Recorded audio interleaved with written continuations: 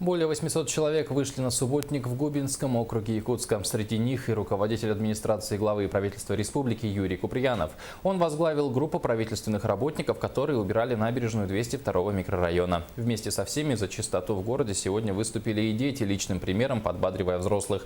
Всего на уборку города вышли 5000 человек. Группа Юрия Куприянова очистила от сухого мусора участок от остановки 4-й поликлиники до памятника стелы столетия регулярного судоходства на Лейне. Отметим, всего в Губинском округе субботник проходил на 17 участках.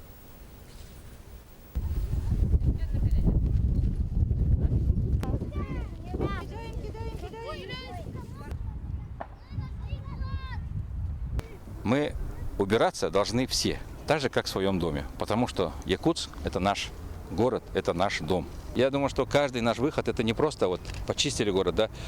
Когда люди рядом идут, они видят нас, это вызывает у них тоже инициативы, у них вызывает чувство такое, они говорят, не надо мусорить. Они понимают, что это не просто акция, которая должна сделать, ну, весь мусор убрать, но и просто вызывать в человеке, что мой город, и бросать в мусорные баки тот мусор, а не выкладывать вот в наши скверы.